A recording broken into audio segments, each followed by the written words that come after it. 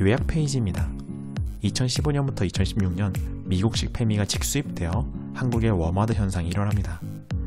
2017년부터 2018년 통계 왜곡, 언더도그마, 문화 검열, 남성 원죄론, 성별 분리주의, 비혼 증가, 징병 논의의 회피, 여성 복지 및 노동운동의 지우려들기 운동들이 일어납니다. 저자는 3인주의 복지국가를 대안으로 제시합니다. 미국식 급진 페미 외에 북유럽, 영국, 프랑스, 무슬림 등 다양한 시야를 권장합니다. 책 그 페미니즘은 틀렸다. 2018년 7월 출간된 화제를 일으킨 페미니즘 비판서입니다. 저자는 칼럼가이자 사회운동가 이영희 씨로 워마드의 남성 혐오를 비판하는 칼럼과 강연 활동이 화제가 됩니다. 2015년 6월 메르스 최초 감염자가 남성이자 메르스 갤러리가 남성 혐오를 위해 쓰입니다. 과격한 혐오로 DC인사이드에서 게시판이 폐쇄되자 메갈리아 사이트가 독립됩니다. 2015년 10월 동성애 강제 아우팅 운동으로 사회의 지탄을 받으며 다시 주목을 받습니다. 메갈리아의 운영진 이용층이 다음 카페 워마드와 페이스북 메갈리아뽀로 이동합니다. 2016년 7월 게임 클로저스 성우가 메갈 활동을 후원하자 이용층의 반대로 계약이 해지됩니다. 성우를 옹호한 정의당, 시사인, 한겨레, 경향신문 등의 대량 탈퇴 사태가 일어납니다. 워마드에 저속한 페미나치 선언문 발표에도 불구하고 진중권, 정의진, 박경신, 김현민, 손석희 등 진보 논객들이 편중적인 옹호를 합니다. 2016년 9월 한국여성재단 수십 단체가 메갈 워마드는 새로운 페미니즘이라며 정당성을 부여합니다. 이로써 1세대는 여성해방운동, 2세대는 70년대 강단학자들, 3세대는 워마드가 되었습니다. 2017년 교육방송 EBS에서조차 식자층 남성의 혐오 옹호가 이어집니다. 박경신은 약자는 혐오가 자유롭다 하였고, 서민은 남성이 잠재적 범죄자라 하고, 홍성수는 남성 혐오가 존재하지 않는다고 합니다. 이처럼 아무런 위험 감수 없이 양심을 간주하는 이들을 저자는 캐비어 좌파라고 부릅니다. 남성 혐오에 편익은 자신이 비용은 흑수저들이 치르게 하는 것입니다. 2017년 말 소나람의 방송활동도 저자는 70년대 같다고 합니다. 페미니즘은 유일한 해결책이라기엔 사회의 문제도 해결책도 다원적이며 복잡합니다. 저자는 90년대부터 지켜봐온 바로 이러한 남성 페미니스트들을 분류할 수 있다고 합니다. 허세형, 참여형, 부친 증오형, 게이형, 군소 좌파 정당 소속형, 좌파 언론기자형.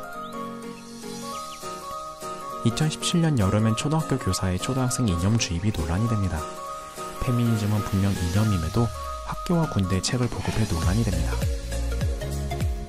그리고 2018년 5월 홍익대 누드 드로잉 중 몰카를 찍은 워마드 여성회원이 페미니즘이 적반하장으로 여자라 빨리 잡혔다며 해와역에 시위를 벌입니다.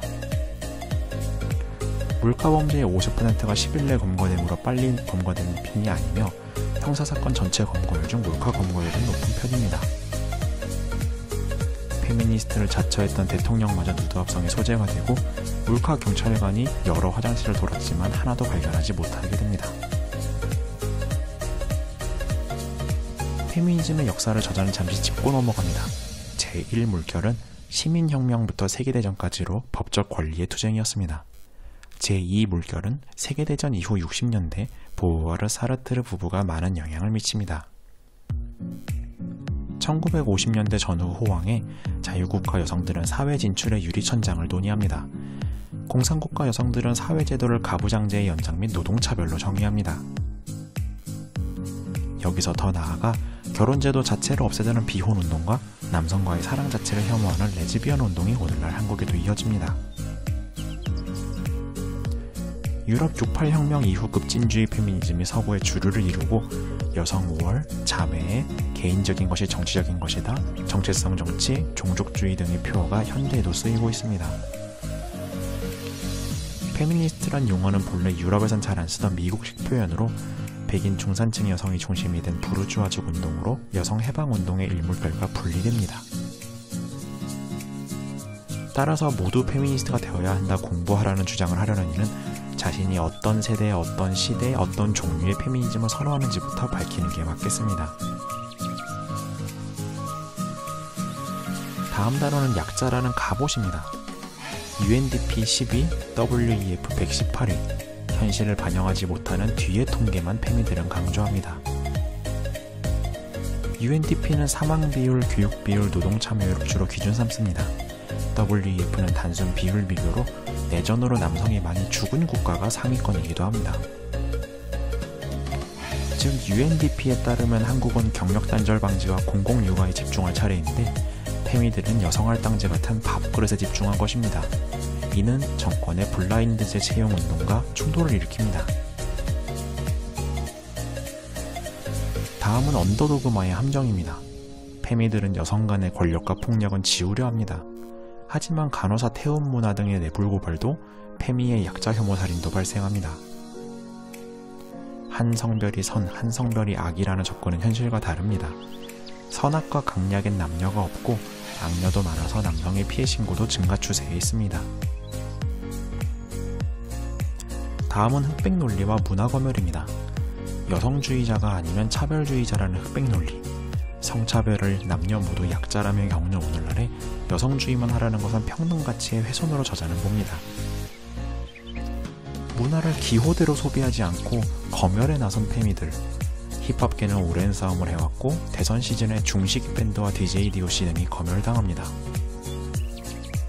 나아가 여성 해방을 위한다며 여성의 일자리를 없애려 듭니다. 오히려 이처럼 여론에 쉽게 잘릴 수 있는 취약한 여성 노동 환경을 지적했어야 한다고 저자는 꼬집습니다. 다음은 미의 추구. 여성은 꽃이 아니다라는 운동은 70년대 퍼포먼스입니다. 제멋대로 살자는 풍조가 이미 반세기가 되었는데 철진한 소리라고 합니다. 모든 원제를 가부장제로 돌리지만 이미 호주제도 폐지된 지 오래입니다. 시간 때우기식 기간별 의무교육을 강사 세대 교체와 교육 내용 진일보가 필요하다고 저자는 말합니다. 다음 단어는 남성 혐오입니다. 88년 여성신문, 01년 여성부, 3000여 개 여성단체가 생겼지만 남성 실직자, 경력단절 남성, 육아 대리 편보에 대한 지원은 보이지 않습니다. 대학가에선 실효성의 이문으로 총여학생회가 사라져가고 여성 전용 대학교 주차장, 지하철, 아파트 등 역시 양성이 비용을 내고 여성이 티켓을 가져간다는 오류를 가고 있습니다. 이미 남아선호와 가부장제는커녕 여아선호 여성 소비권의 시대입니다. 2009년 이후 미국의 일자리, 2005년 이후 한국 대학 진학률은 여성이 높습니다. 그런데 이러한 세태를 남성의 종말이라거나 남자스럽다를 욕으로 취급하는 것은 강한 남성에 대한 해악이기보다 약한 남성에 대한 혐오로 보일 수도 있겠습니다. 다음은 비혼의 증가입니다. 한국의 결혼정년기 미혼율은 60%를 넘어 과반입니다. 하지만 일단 결혼하면 출산을 하는 한국과 일본의 특성상 남성의 결혼 포기도 저출산 대책의 조사가 필요하다고 저자는 말합니다. 1인 가구의 증가는 적절한 거리감과 자아를 주지만 노후 대비와 돌봄엔 어려움을 줍니다. 한국의 50대 사망자 84%가 남성인데 이들이 여성을 지배하고 있는지 저자는 되묻습니다. 다음은 징병제입니다. 2001년 공가산점이 폐지된 이후 병역 의무는 보상이 없는 채로 남성에게만 부과되고 있습니다. 2017년 출생하는 36만 명대 여성계가 나서서 여성 병역을 이야기해야 할 인구 절벽의 시대입니다. 노르웨이는 2016년부터 양성이 모두 1년 징병제인데 대신에 다양한 면제제도를 운영하고 있습니다. 국민의 권리와 의무가 성별에 무관해야 하며 여성은 신체적 사회적 약자가 아니라고 노르웨이는 말합니다. 여군을 확대하여 여성 인력을 효과적으로 활용하고 군내 부조리도 없애나가는 것이 국방 강화라고 볼 수 있겠습니다. 남성만의 여성만의 영역이 있다는 성별 분리주의는 옳지 않다고 저자는 말합니다. 다음 단어는 여성 복지로 여성운동이 진정 신경 써야 할 분야라고 저자는 말합니다. 2014년 송파구 세모녀 자살 사건 이후 복지의 사각지대에 대한 논의가 시작됩니다. 빈곤층 93만 명 중 상당수가 여성입니다. 이들은 폐지 죽기, 바카스 할머니, 짤짤이 술래길 등에 처하고 있습니다. 조만간 초고령 국가가 되는데 한국의 노인 빈곤율이 과반입니다. 여성이 8년 오래 살므로 일본에서는 가난한 할머니 돌봄 NGO만 350여 개입니다. 저출산 국가가 최고의 아동 수출국인 상황, 미혼모 2만여 명에게 월 15만원만 주어지고 있습니다. 2017년 익명 출산제에 대한 건설적인 논의가 시작되었습니다. 2018년엔 열악한 여성 쉼터에 대한 건설적 논의도 이어집니다. 여성 노숙자 및 가정폭력 피신을 위한 장소입니다. 저자는 여성운동과 페미운동이 이제 구분될 필요가 있다고 합니다. 현실적인 빈곤 노인 복지 사각 해결을 위해 남성과 연대가 필요하다고 합니다. 페미운동은 잘못된 길에 들어섰다고 여러 학자들이 말을 합니다. 저자의 인용에 따르면 영국의 앤서니 기든스는 인종사회 문화 경제적 맥락을 지우는 것에 페미운동이 쓰이고 있다고 합니다. 프랑스의 엘리자베스 바댕테르는 여성의 희생자화가 과도 사용되고 있음을 비판하였고 이것이 성별 분리주의를 유행시킨다고 하였습니다. 독일의 알렉산더 페트링은 다원적 사회에 분배 정의가 더 정교해져야 한다고 합니다. 군대 출산, 고임금 고학력 등은 충돌하는 것이 아니라 젊은 남녀 모두 불평등과 투쟁 중이라고 합니다. 다시 영국의 토니 주트는 성별이 족쇄라는 말은 다른 건 족쇄도 아님을 의미한다고 꼬집습니다. 가난이나 병마의 천장은 유리천장 정도가 아닙니다. 우리는 차별 금지를 원할 뿐이지 성별 분리주의나 성갈등을 원하지는 않습니다. 성평등주의가 남성 중심이나 가부장적이다라는 주장엔 근거가 없다고 저자는 말합니다.